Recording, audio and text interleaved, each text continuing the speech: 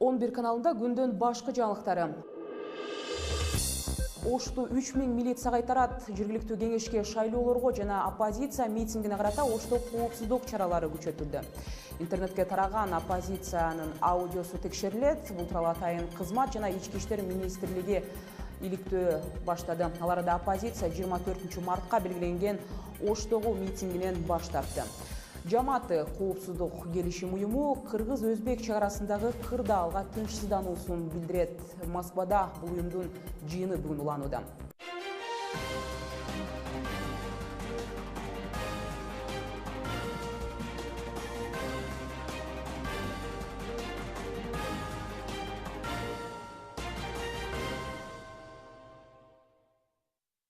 Аты жөнүм Айгерим Жаныкул кызы. Кутман кечиңиздер менен алдыда ушул жана башка эл аралык теманы баяндап беребиз. Алды менен жергиликтүү жаңылыктардан. Ошто милиция менен элдик кошуунчулардын шайлоодо коопсуздукту камсыз кылууга даярдыгы башталды. Коомдук тартипке көзөмөл кылууга Ош шаарында 3000ге жакын милиция кызматкери тартылат. Коомчулук арасында бул иш-чара 24 мартта Ошто өтө турган жыйынга каршы бийликтин даярдыгы катары бааланган эле. Бирок облустук милиция бул жоромолду четке кагып, бул катардагы эле пландык иш-чара жана алдыдагы жергиликтүү кеңештерге шайлоодо коопсуздукту камсыздоо үчүн гана даярдык деген. Эске салсак, Кыргызстанда жергиликтүү кеңешке шайлоолор 27 мартка белгиленген жана алдын ала божомолдор боюнча шайлоо өзгөчө Ош шаарында Курч Таймаш менен өтөрү күтүлүүдө. Ошондой эле 24 мартка Ошто оппозициянын митинги белгиленген, бирок митингдин уюштуруучулары аксыдагы азыркы абалды чыңалган деп атап, митингди өткөрбөө чечимине келип, иш-чараны белгисиз мөөнөткө жылдырышканын бүгүн ачыкташты. Ал арада Бишкекте оппозициячыл саясатчылардын бийликти алмаштыруу тууралуу делген тымызын сүйлөшүүсүн иликтөө иштери башталды. Интернетке тараган аудионун чын бышыгын коопсуздук кызматы жана Ички иштер министрлиги текшерет. Эске салсак, 2 күн мурун интернетке илинген 20 мүнөттүк видео тасмага оппозиционерлер Разимбек Бекназаров, Бектур Асанов жана Кубанычбек Кадыровдун сүрөтү коюлуп, 3 адамдын ортосунда болгон сүйлөшүүнүн аудиосу тиркелген. Мурдагы 2 революциядагы ошибкаларды кетирбешүүнү аракет кылабыз. Бар. Бирок сүйлөшүүгө катышып барлар бийликти оодарууга камынып жатат деген дооматтарды жала дешип, бул аудио атайын монтаждалган деп жатышат. Ал арада Ички иштер министрлиги эгер аудиодо айтылгандар өлкө коопсуздугуна шек келтирди деп табылса, тийиштүү чаралар көрүлөрүн эскертти.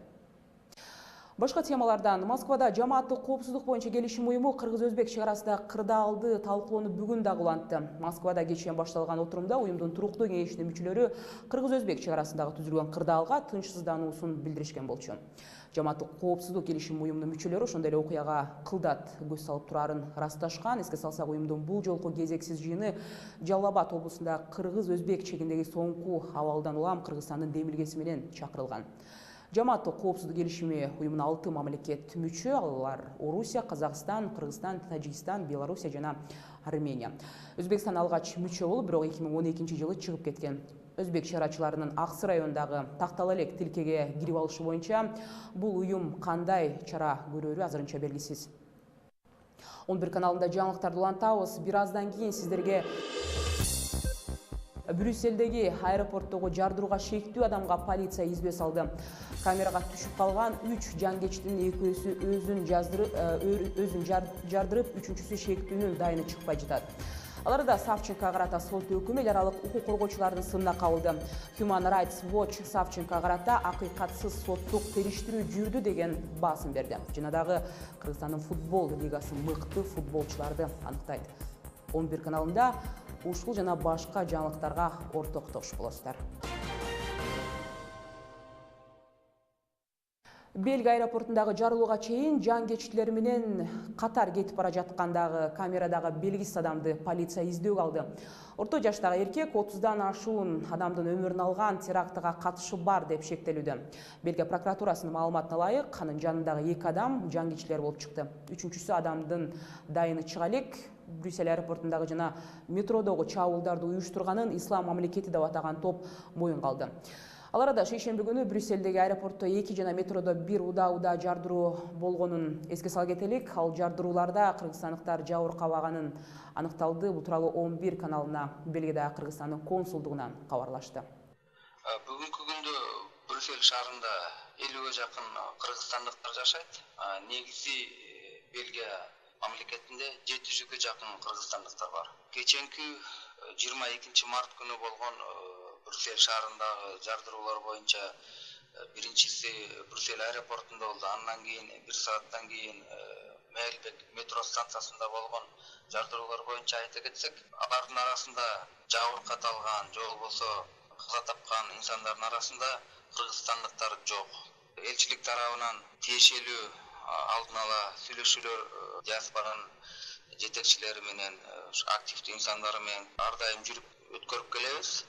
Бирок ошого карабастан бул террористтик акт болгонуна байланыштуу муну качан болору, каерде болору белгисиз. Ошон үчүн биздин жарандардан сураганыбыз ушу коопсуздукка көңүл буруп, өзүн сак ала жүрсө деп сурабыз. Эл аралык Human Rights Watch укук коргоо уюму Савченко карата сот өкүмүн сынын алып, ага карата акыйкатсыз соттук териштирүү жүрүп, адилетсиз өкүм чыгарылганын айтып чыкты. АКШнын мамлекеттик департаменти Москваны Савченкону бошотууга чакырды. Эске салсак, Орусиянын Ростов облусундагы Донецк шаардык соту орусиялык 2 журналисттин өлүмүнө күнөөлөнүп жаткан Савченкону айыптуу деп таап 22 жылга эркинен ажыратты. Сот өкүмдү 2 күнгө созуп чыгарды. Савченко өзүнө коюлуп жаткан айыптоолордун бардык пункттары менен күнөөлүү деп табылды. 2014 жылдан бери камакта отурган украиналык учкучу Савченко күнөөсүн мойнуна албай, орусиялык жикчилдер уурдап Москвага өткөрүп бергенин белгилеп келет. Киев өкмөтү жана батыш лидерлери аны саясий туткун экенин айтышкан. Буга чейин Украина президенти Порошенко Савченкону абактагылар менен айырбаштоо сунушундагы киргизген болчу.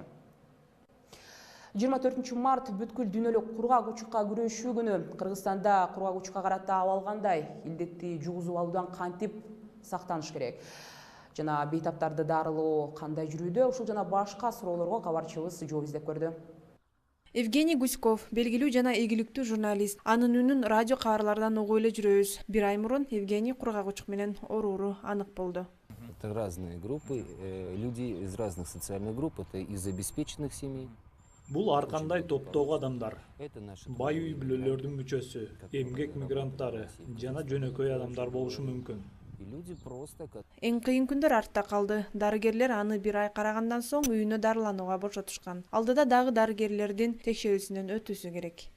Когда я узнал, стигмы как таковой не было. Оорумду билгенде стигмага чалдыккан жокмун. Мен адамдарга жугузуп алгандан корктум.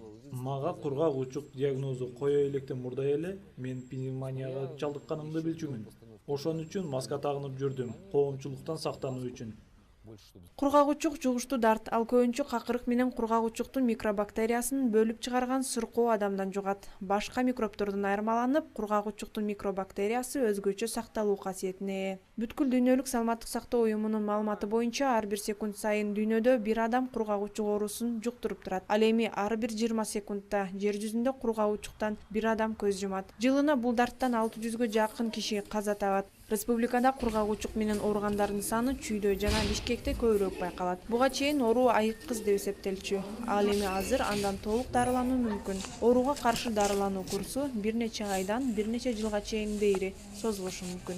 Бул оору туберкулез менен ооруган оорулуу адамдан жана ошо туберкулез менен ооруган ачык түрү менен ооруган адамдан башка айлана чөйрөдөгү адамдарга жугуп калышы мүмкүн. Эгер статистикага таянсак, бул туберкулездин ачык түрү менен ооруган адам жылына 10-15 адамга жуктурат.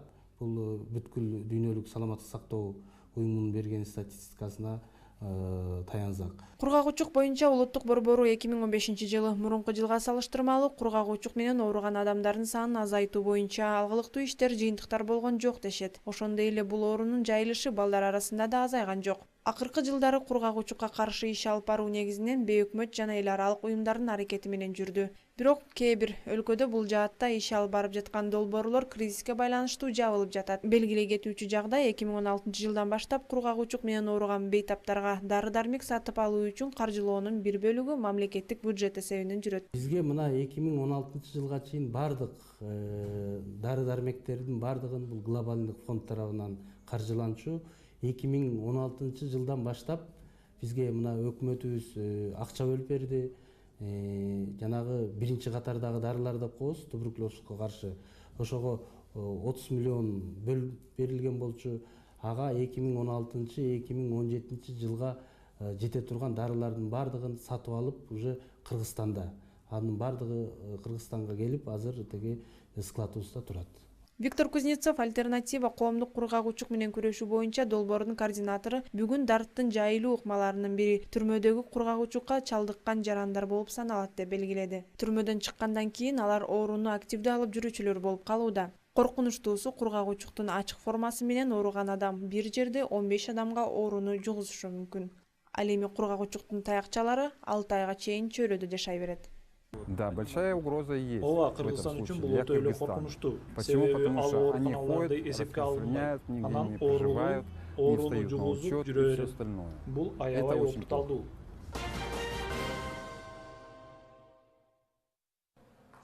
Кезегemiz студиянын коногу рубрикасында бүгүн бизде мейманда улуттук фтизиатрия борборунун амбулатордук диагностикалык бөлүмүнүн башчысы Гүлайым Абдылдаева. Гүлайым айым, кош келипсиз биздин студияга.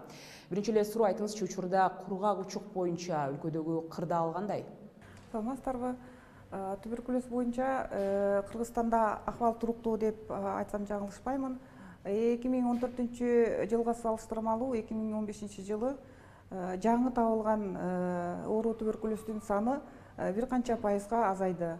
2014 жылы мисалы 5733 оорулуу катталса биринчи болуп табылган. 2015 жылы 5640 оору табылды. Көбүнчө кургагучукка кандай жарандар кириптер болушат? Кимде аны жугузуп алуу коркунуччу? Туберкулез бул кургагучук оорусу, бул жугуштуу оору. Туберкулездин оору пайда болушу биздин экономикага, социалдык жашообузга сөзсүз байланыштуу болот. Туберкулез бизде Кыргызстанда эпидситуация катуу болуп аткандыктан чоң населениянын баары инфицированные. Алардын эле баары ооруй бербейт. Организмдин иммунный системалары азайганда, туруктуулугу азайганда, ошол кишилер көп учурда ушул ооруга чалып калышат. Бул иммунный системанын төмөндөшү, организмдин туруктуулугунун азайышы көп ооруларга байланыштуу болот. Мисалга алсак, сахарный диабет, эски өнөгөт болуп калган өпкөнүн оорулары, наркомандар, тамекиге көп тарткандар, арак ичип жүргөндөр, онкологиялык оорулар, ушул сыяктуу оорулар көп учурда кошумча туберкулезгө чалып калышат. Кургагучук менен күрөшүү ай ичинде кандай чаралар болду? Туберкулезгө каршы жумуш бир айлык мешник болуп атат азыркы күндө. Бул өкмөт тарабынан чоң жардамдар болуп атат.